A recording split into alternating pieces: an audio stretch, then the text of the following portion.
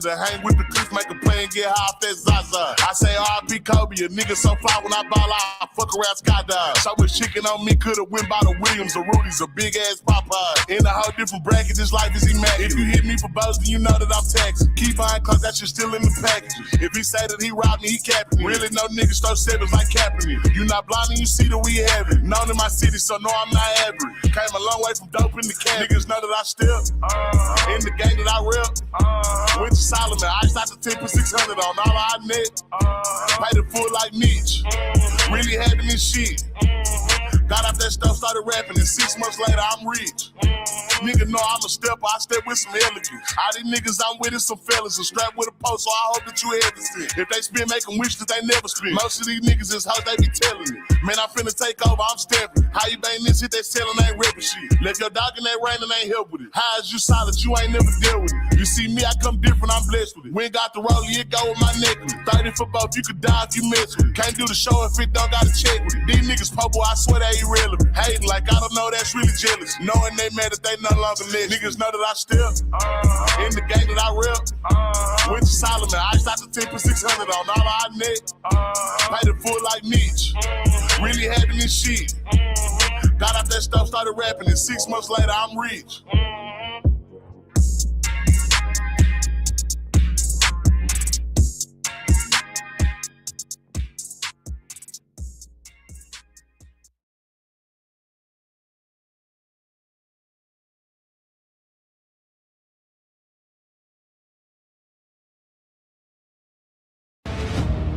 Gave them eyes that hold the sky, a voice that cuts through quiet lies, a face like the moon's soft glow, a body caught from shadows flow. Now they rise, they breathe, they spin, a spark of fire beneath the skin.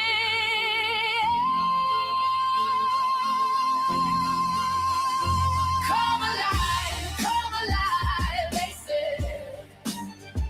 From ocean born, where dreams have been. Come alive, they cry.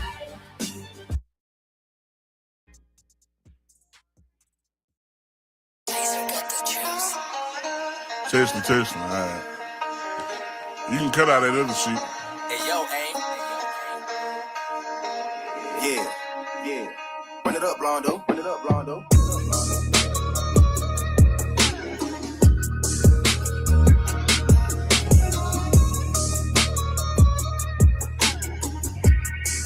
Hey, bitch, I'm from Texas, where we should ride in swangers and put diamonds in our necklace. Pour drink inside my lemonade till it look like a Pepsi. See, I come from the D where we got checks and we be flexing. If you ain't from my state, then you should know don't fuck with Texas. Hey, we always strapped, we keep our weapons. My mama from the 8, she slowed it down for me at 7.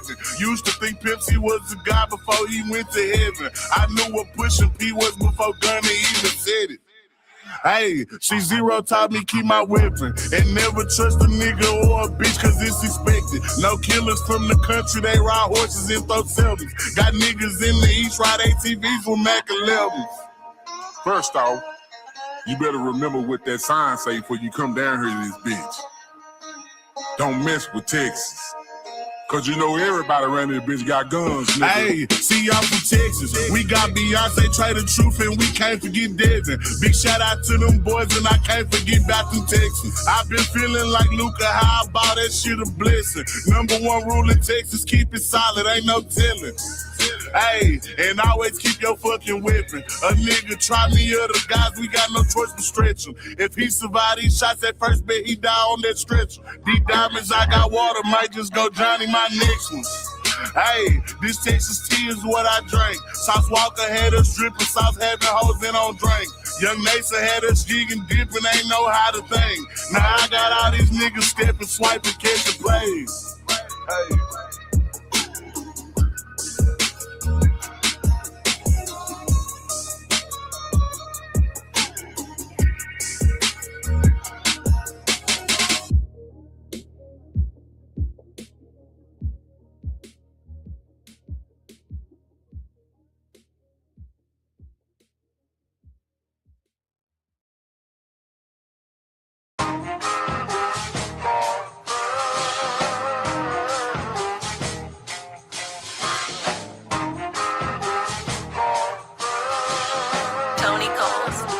Hey, safe to say I'm the biggest, the largest. Been stepping on shit since my mama stayed in them apartments. Regardless, my daddy told me keep the heat even when I'm in foreigns. I'm heartless, cause these niggas is hating on me just because I'm the biggest, the largest, the biggest, the largest. 30K on my riches for hard times. These niggas just mad cause they bitching my archives. Jordan came back to the 4-5. If you play, then you lay right there by your own kind. Pull up a 4 in the loco. Tell them run this bitch back like so-so. Got this rap shit here in the chokehold. Did a show out in Austin. Shout out to Bobo. Moved out the trenches, now look how we live. Tell my BM to furnish the crib.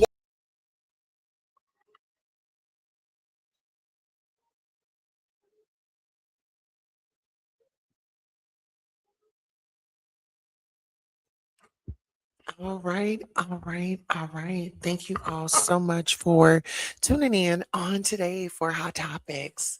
Listen, it feels so great to be back in the studio.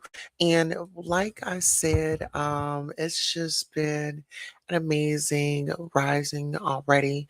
Today is Thursday, December the 18th. The current time is 5:21 a.m. Now, listen here, we're going to jump straight into it with some news that you can use.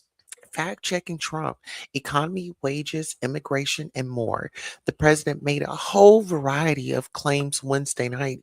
Some were true, some were misleading, and others were false. President Donald Trump speaks to the nation from the diplomatic reception room of the White House on Wednesday. President Donald Trump on Wednesday evening offered a rapid fire series of claims about the economic, military, and social impact of the first year of his second administration, some accurate or close to reality, while others appear to be either misleading or wrong. Trump covered a wide variety of topics in the 18-minute speech, touching on everything from wages and employment to the strength of the military and his efforts to address illegal immigration. Well, listen here, you guys can go ahead and check that on out. It is definitely out. I did not catch it. I'm not gonna lie to you. Listen here, I was actually snoozing and getting my my late night beauty rest. I was over here, baby, calling the cows, the moon, and the pigs. Okay. So listen here. Our next story is actually going to be coming from NPR. Mourners grieve 10-year-old slain in Bondi mass shooting as Australia's leader pledges new hate laws. This was December the 18th, 2025. The article was published. Hundreds of mourners bearing bright bouquets and clutching each in grief gathered at a funeral in Sydney on Thursday for a 10-year-old girl who was gunned down in an anti-Sem- anti-Semit, anti-Semitic massacre during a Han- Hanukkah celebration at Bondi Beach. I do apologize about that, you all. All right. So funerals begin for victims of Bondi Beach mass shooting. Matilda, whose last name is being withheld at the request of her family, was enjoying a petting zoo at the festivities on Sunday just before she was killed with 14 other people in a mass shooting targeting Jews. The suspects, a father and son, were inspired by the Islamic State group, Australian authorities have said. Beaming photos of Matilda have become a focal point for Australia's grief at one of the worst hate fueled attacks ever committed by- in the country. The massacre has prompted a national reckoning about anti Semitism.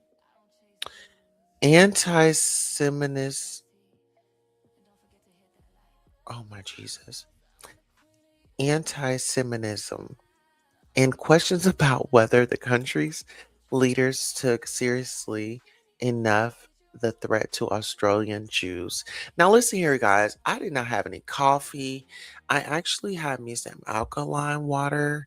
And I'm like, okay, let me try to not do coffee today. So bear with me. All right. So Matilda's parents, who arrived in Australia from Ukraine, moved away from war torn Eastern Europe to here for a good life. Roby David Slavins told the Associated Press as he entered the service. They did something that a parent is okay to do. Take their child to a family event at Bondi Beach, he added.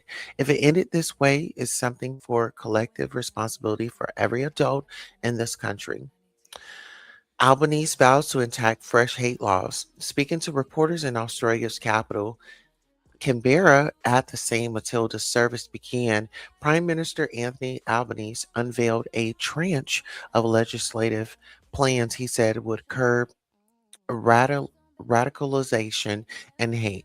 Among his proposals were measures to broaden the definition of hate speech, offenses for preachers and leaders who promote violence, to bolster punishments for such crimes, to designate some groups as hateful, and to allow judges to consider hate as an aggravating factor in cases of online threats and harassment.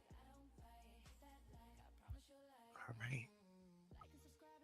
Officials would have greater powers to reject or cancel visas for those who spread hate and division in this country, or would do so if they were allowed to come here. Albanese added he didn't suggest a timeline for the reform, citing their legal complexity. There have been organizations which any Australian will look at and say their behavior, their philosophy, and what they are trying to do is about division and has no place in Australia. Home Affairs Minister Tony Burke told reporters. And yet, for a generation, no government has been able to successfully take action against them because they have fallen just below the legal threshold. Now, I think that this is actually a great deal. I think that this is something to brag about. This is something to talk about. Shout out to Australia. The announcement followed Albanese's pledge to tighten Australia's gun controls, which are already some of the toughest in the world. State leaders, too, have promised additional initiatives on firearms and stricter rules for protest gatherings. Still, the fact that Albanese has not attended any of the victims' funerals so far, with local media reporting he has not been invited, despite the presence of other political leaders. Hence, at the fury among some Australian Jews feel toward the leader. Albanese said measures his government has already enacted, including a ban in February on Nazi salutes, show that he has taken the threat of anti Semitism seriously. I, of course, acknowledge that more could have been done, and I accept my responsibility for part in that as Prime Minister of Australia, Albanese said Thursday. But what I also do is accept my responsibility to lead the nation and unite the nation. A probe into suspected shooters unfolds. Meanwhile, investigators continue to probe the suspected gunmen's links in Australia and their travel to the Philippines before the attack, said Chrissy Barrett. The county's police chief authorities earlier divulged that the younger shooting suspect, Naveed Akram, 24, was investigated for 6 months by Australia's security services in 2019. The older shooter, Sadid Akram, 50, who was shot dead on Sunday, had the guns used amassed amassed the guns used in the massacre legally. His gun license was granted in 2023 after his son came to the attention of authorities.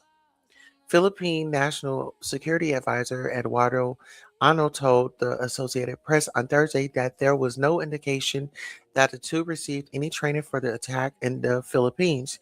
He said that the suspected gunman has stayed in a budget hotel downtown Davao City for the whole of their visit in November. Ano, a former military chief of staff, said in a statement that the duration of their stay would not have allowed for any meaningful or structured training. Naveed Akram is being treated as a Sydney hospital at a treat. Naveed Akram is being treated at a Sydney hospital and was charged Wednesday with 59 offenses, including murder and committing a terrorist act. He has not entered a plea, and many details of the case against him are suppressed by a judge. Health authorities said Thursday that 16 other people are being treated in hospitals across Sydney. Two are in critical condition, with the status of one having deteriorated or critical that morning. Mourners attended funeral after funeral. As the investigations unfold, Sydney's closely knit Jewish community made their way to funeral after funeral as well as a service Thursday for the youngest person killed. Matilda mourners attended a funeral for the oldest 87-year-old Alex Clayton. Listen here, this is so tragic, you all. It's so much going on around the world, and we're grateful to have, like, the basic necessities, and we should be definitely grateful and thankful for that. You know, let's go ahead and get into it. So, the picks for us today is the hit Bravo reality show goes off air before finale and reunion. Okay, get into this.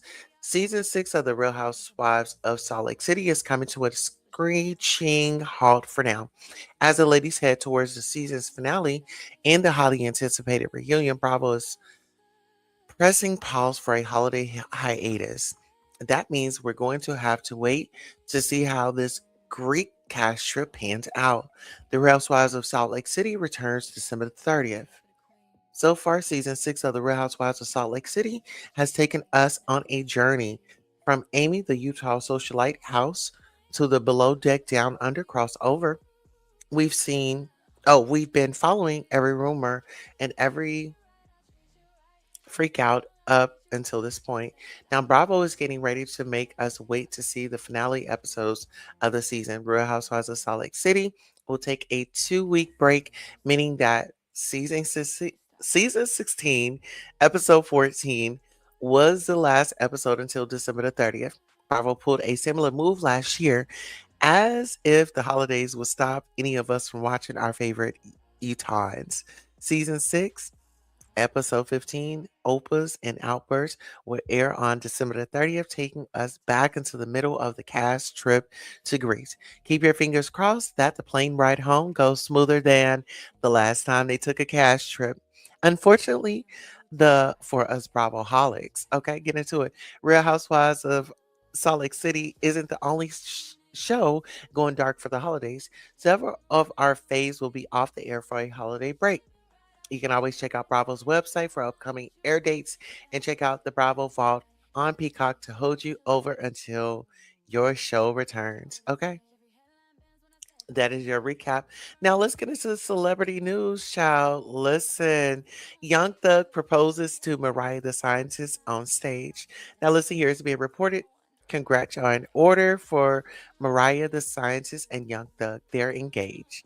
The Go Crazy rapper popped the question to his longtime girlfriend on stage at his hometown hero, Young Thug and Friends benefit concert in Atlanta last night. And it's all on video. Check out the adorable moment. He's on one knee as he pulls out a massive diamond ring with a huge grin across his face. The words, "Will you marry me?" are also displayed on the giant screen on stage.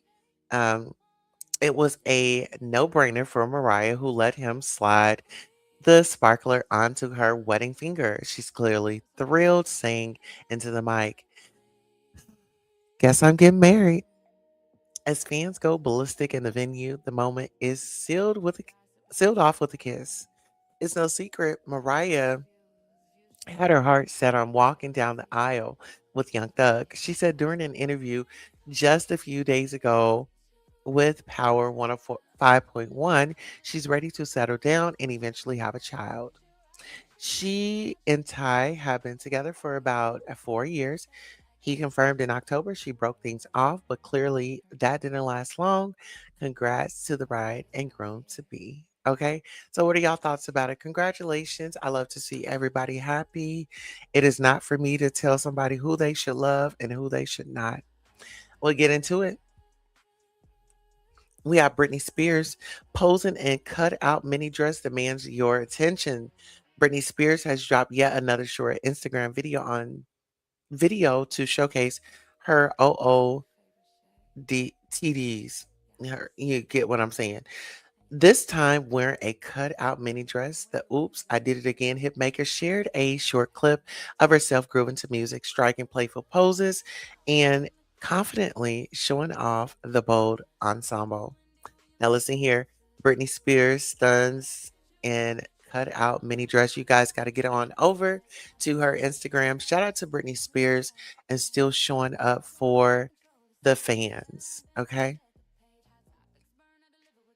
Now, in other news, John Travolta's youngest kid is Riley Keough's biological son. Lawsuit claims. Oh, child. Now, John Travolta and his late wife Kelly Preston had 3 children together, but their youngest kid is biologically a Presley. This, according to a bombshell legal document. Priscilla Presley's former business partner, Bridget Cruz, is currently suing Priscilla's son, Nervon Garcia, for a breach of contract. But what's way more interesting and new legal docs filed in the case is that Cruz alleges John and Kelly used Riley Hugo's eggs to give birth to their son, Ben. In the papers, Cruz alleges Michael Lockwood, Lisa Marie Presley's ex husband, told her Kelly had been unable to bear her own children. Cruz claims John and Kelly previously used Lisa Marie's eggs to get pregnant, but they no longer wanted Lisa's eggs because they did not want eggs with hair on on them. You know what? This is this. Now listen here. It's unclear whether Lisa Marie's eggs ever. You know what? I didn't have coffee, and now I'm talking about eggs, y'all. It's unclear whether Lisa Marie's eggs ever produced a child. However, Cruz claims a deal was orchestrated while Riley, one of Lisa Marie's daughters, gave her eggs to Travolta so that Kelly could give birth to Ben, who is now 15. Cruz claims Riley was given an old Jaguar and paid between 10,000 and 20,000 for the deal. According to Cruz, Lockwood told her he was so destitute he had resorted to eating dog food and wanted to use the secret about Travolta to orchestrate a settlement for himself and his daughters. Oh my goodness. Cruz claims Lockwood was inconsistent, telling her John needed to help salvage his career amid claims of sexual assault against other men. The docs include a handwritten note with the words "See a fertility partners, Ben Travolta and Kelly Preston carry baby" scribbled on it. They also include a text exchange where it looks like Ben Travolta is referred to as Priscilla's beautiful great grandson. Priscilla's attorneys, Marty Singer and Wayne Harmon, tell a news outlet after losing motion after motion in this case and unsuccessfully seeking to have Presley's counsel of record, Marty Singer, disqualified from representing her in this matter. Bridget Cruz, Kevin Filaco, and their co-conspirators have demonstrated that there is no bar too low, no ethical line that they are unwilling to cross in an effort to cause further pain to Priscilla Presley and her family. They added, in a completely improper effort to exert undue pressure on Presley to retract her legitimate, truthful claims, Cruz and her co conspirators have also sued Presley's son, cousin, and assistant. These recent outrageous allegations have absolutely nothing to do with the claims in this case. The conduct of Cruz and Flaco and their new lawyers, they are on their 4th set of lawyers, is shameful and absolutely will be addressed in court. Jordan Matthews of Hope Matthews LLP tells TMZ Bridget Cruz and Kevin Flacco are heartbroken that they have been forced to file their most recent amended complaint. They have been accused of horrific acts that are not supported by any evidence whatsoever. Now, Matthew says this submitted complaint is about revealing the truth, correcting the record, and providing evidence of the work that was done in and good faith to bring peace, resolution, and stability to the Presley family, despite being exposed to constant validity. We reached out to the rep for Travolta. So far, no word back. Last year, Priscilla sued Cruz and her business associates for fraud and elder abuse. Cruz denied the claims. Y'all know what? I mean, child, it's just a lot going on down the pipeline. I mean, and we're itching our way out of 2025. Let's be honest. All right, let's get into it. So Sean Combs, the Reckoning director, Alexandria Stapleton wasn't expecting that controversial footage. The documentarian was handpicked by Curtis 50 Cent Jackson to make a case against Sean Combs, but says even after she started planning for her Netflix series, she thought candid footage of her subject would fall into her lap. In another world, Sean Combs, The Reckoning, might have come and gone with little fanfare, the way so many of Netflix true crime docuseries do. The disgraced mogul, also known as Diddy, was already the focus of a comprehensive investigation discovery docuseries. In February, another doc seemed almost redundant, yet the newer series has been in the limelight. And at the top of the Netflix charts since its December 2nd release, all thanks to the footage that The Reckoning director Alexandria Stapleton says she wasn't even expecting to use. Instead of opening with one of the true crime genre's now familiar tropes, The Reckoning kicks off with a shaky video from inside a messy hotel room. Things are happening, and it's like, want to fight for my life. We hear as the video reveals Combs as the speaker. You've handled this with complete honor, defense attorney Mark Agnafilio says from the other end of the phone. I don't think it's working, Combs responds. We're watching tape from September the 10th, 2024, just a week before Combs' indictment, and less than 4 months after a video of Combs' admitted attack on Cassie Ventura's caused the tide of public opinion to turn against him. The video, as well as other candid handheld footage of Combs, is interspread throughout the 4 episode series. But The Reckoning's true draw is its vast trove of interviews with everyone from Tim Dog Patterson, Combs' childhood friend, turned collaborator at Bad Boy, to Joy Dickerson Neal, who won in 2023, filed a civil suit against Combs, accusing him of a 1991 SA. The case still pending. Then there's Aubrey O'Day, who says she was fired from the group Dandy D. Kane for not participating actually with Combs, and Bad Boy for Life rapper Matt Curry, who says working with the mogul was a blessing that became a curse. These aughts hip hop movers and shakers paint a picture of the cult like following they stay formed around Combs. And the environment and an environment of coercive control that decades later they still couldn't shake. You could cut the tension in the air, trying to get the inner people to talk. Stapleton tells Vanity Fair, people were really afraid and very paranoid, rightfully so in many cases.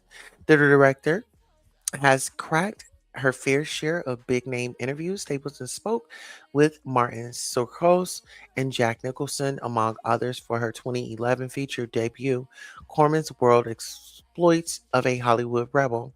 Her 2023 documentary, Reggie, depicted another complicated figure, MLB legend Reggie Jackson, through interviews with sports stars including Pete Rose, Derek Jeter, and Hank Aaron. Before the reckoning, Stapleton had a secret weapon. Producer Curtis 50 Cent Jackson. His role in the series gave people a little bit of assurance that I wasn't trying to record interviews and feed them to Sean or to Sean's team. She says, after one member of his inner circle opened up, others would then come forward, leading to a domino effect. The result collage of people speaking openly and candidly about a man they once admired makes for incredibly compelling viewing, even as your heart breaks for them. Yet, those interviews, arguable betrayals as Combs might see them, aren't the focus of his public ag- agnes. Okay? The day before the show's release, Combs spokesperson Judah Engelmeyer issued a statement saying the show features stolen footage that was never authorized for release, referring to the handheld video Combs has been amassing since he was 19 to tell his own story in his own way. The announcement attracted the kind of attention most true crime series can only dream of. Stapleton denies those allegations. We obtained the footage legally and have the necessary rights. She declines to comment on the subsequent, well publicized back and forth between Combs, Netflix, and Combs hired documentarian Michael Obes Aberilize, who did shoot intimate footage of Combs in the past, but claims that his that this is not the footage that appears in the series.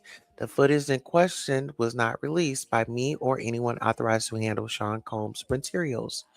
He said in a statement, it was by a third party who covered for me for 3 days while I was out of state. Now, listen here, that can be so many twists and turns in that story. Yes. All right. So, listen here, guys. We have about two more stories. Oh, darn. So, TMZ took the story down with Lil Baby calls prostitute claiming he paid her 2K. So, they redacted the story. So, we're going to redact here. We won't cover it.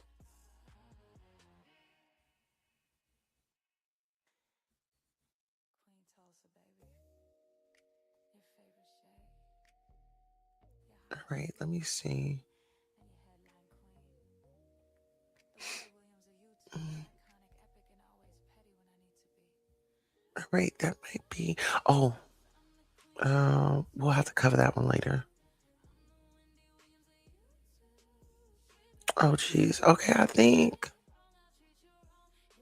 Oh my goodness. Okay, so we have a lawsuit going on. Megan Thee Stallion swimwear models sue Roc Nation over allegedly unauthorized billboards. Two models accuse Roc Nation of violating their contracts after they posed for an ad campaign for Megan Thee Stallion's swimwear line. It's no secret that between her wildly successful rap career, personal relationship, and business endeavors, Megan Thee Stallion has a lot on her plate. Now, however, it looks like the FEMC has been more has even more to juggle. Billboard reports that two models who had posed for her Hot Girl Summer swimwear brand are suing Roc Nation. Janelle Dela Cruz and Tonia Wade alleged that the company hired them for photo shoots in April and that the images were used when Hot Girl Summer launched. The following month, allegedly, they were both paid between $5,000 and $9,000, and their contracts permitted the images to be used only in social media advertisements. Since then, however, their images have been allegedly been used on billboards in various major cities. Roc Nation had a limited license to use plaintiff likeness from the April 30th, 2025 photo shoot. The lawsuit alleged defendant knew that it did not have plaintiff's consent and did not make any attempts to notify plaintiff that plaintiff's likeness would be used without plaintiff's consent. You know what? They just can't get a break over their child. It's just a lot going on. Really, it is a lot going on. Listen here, I wish we had more stories for you on today, but that's all we have for you. I want to thank you so much for coming by and listening in. I'm your host, Queen Tulsa. This concludes our broadcast. So long.